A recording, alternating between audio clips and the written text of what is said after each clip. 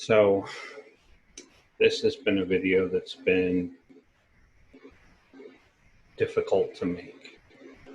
I've put it off for a couple months now until I felt like I could do this proper justice. So May 25th, a good friend passed away. His name is Joe, but he was known on the Discord server and Twitter and other places as Voth.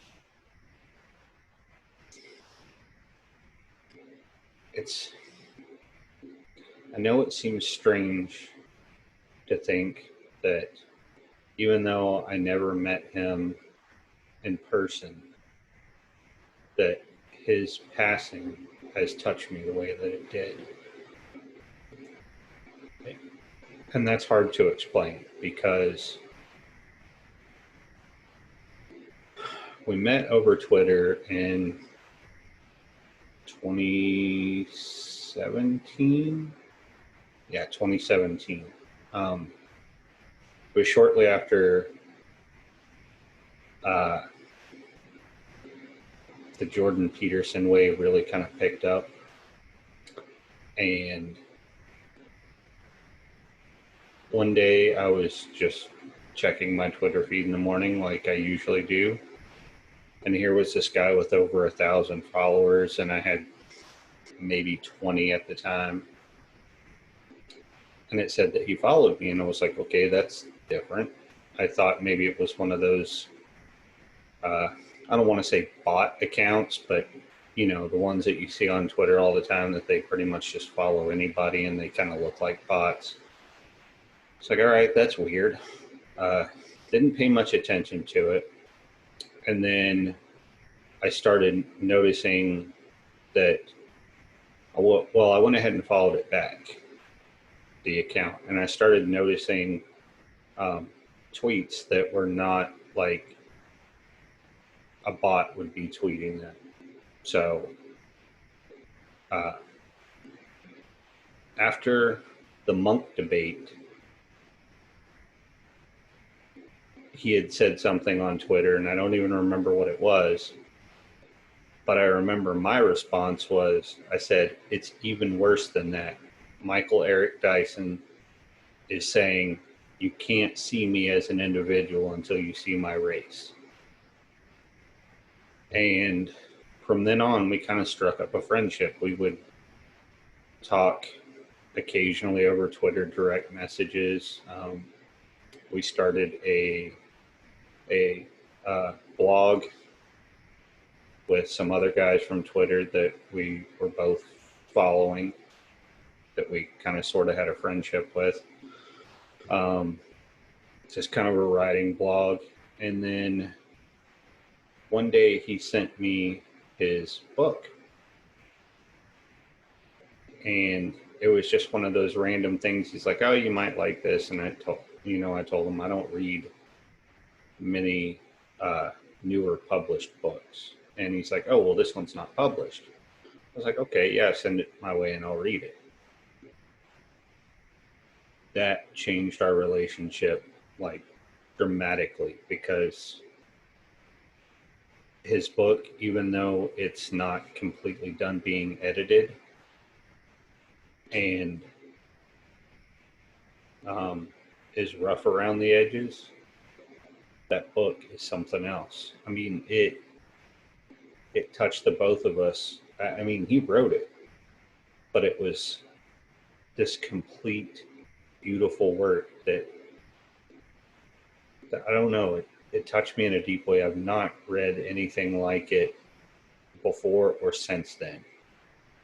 And it struck me as odd because he's an atheist. And yet here was this book with overtly Christian themes all throughout it. And I just thought, like, what's up with that? And even when I put it out to him, he said, yeah, I don't know where this is coming from. It's just, this is how the book is. And I was like, you realize that if this thing ever gets published and people pick it up and read it, it could really change the way they think about a lot of things. So time went on, and we would still discuss the themes in his book off and on, as well as politics and psychology and economics and all these different things. And then one evening in November of last year, he DM'd me on Twitter and sent me a link to a video where Andrea with the Bangs was talking with Paul Vanderklay, and she mentioned something that he had said to her on Discord. I was like, okay, well, I got to watch this video to see what she's talking about. So I went and watched the video, and then I got back with him. I was like, I think you really had an impact on it. And he's like, yeah, for some reason. I was like, okay. And then I said, well, what's this Discord thing? And he's like, oh, well, if you go to look at some of Paul's videos, you'll find a link in there. So I did. I watched a few of Paul Vanderklay's videos, and I'd remembered that he had an interview with Jordan Peterson, but didn't think too much of it and hadn't really engaged with any more of his content. But I started watching a few of his videos, and I was like, okay, yeah, I like this guy. So, of course, you do the normal YouTube thing, you subscribe. But then I looked down in the description of the video, and there was an invite link to the Discord server, and I thought, I'm just going to see. Because here is, at this point in time, I would say we were pretty good friends. But here he is talking to a Christian woman. He's on a Christian pastor's Discord server, which that place, yeah, well, you guys on the Discord are going to be watching this. You know how special of a place that is with its many different types of people and ideas. But I just thought, here he is, he's having an impact on her from an atheist point of view, so I want to see what this Discord server is all about. Get on there, and it has been life-changing for me. And I don't know if I ever told him that, because it was that invite link that changed a lot of stuff in my life.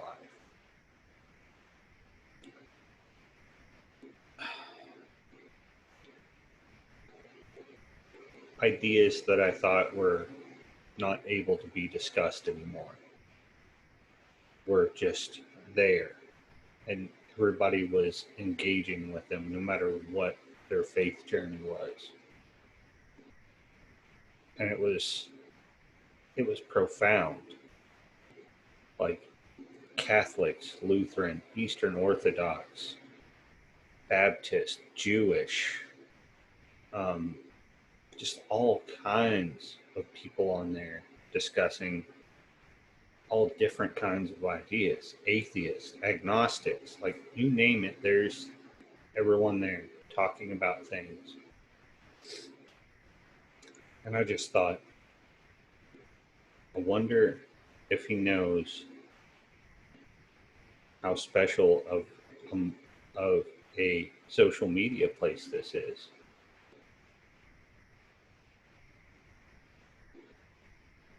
I said of him not long after his passing, and I think it still stands. He's a friend you never knew you needed until he befriended you. And I do think that stands. The kind of man that he is was just someone that no matter what, you felt comfortable talking to him. Even if you were the kind of social justice warrior type that he would rail against, you would still be able to talk to him and feel comfortable doing so. One of my favorite things he ever told me is he would say, "You just get off in the weeds too much when you're talking about theology stuff." And he's like, I feel like I have to come in and be your weed eater and like mow everything down to get you to get to a point.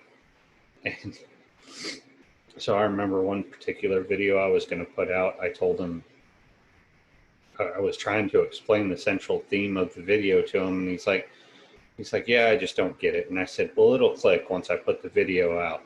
And his response was, "Fires up, weed eater. I'll be waiting." I was like, that. I went back and read that again after his passing, and I was like, that's just him. That's the kind of person he was. Like, he would flat out tell you, "I don't get it. I don't understand what you're saying." And then somehow, if you could just sit down and record it or talk to him via Zoom or voice chat or something, it would click with him. Like, he would finally get it. But he would really help you if you had an idea that might be too far out there and abstract. He would help you hone it in and really get it and understand it. And that's probably the part I'm going to miss about him the most.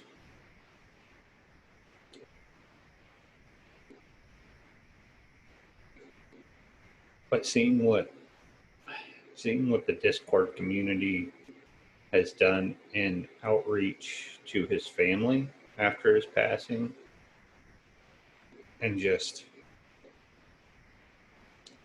the outpouring towards them, and seeing his wife getting on the Discord server to tell everybody about his passing, and then hanging around, and then some of her kids showing up. It was, to say the least, it's a beautiful thing. And I'm thankful that a friend got to touch as many lives as he did, the same way that he did mine.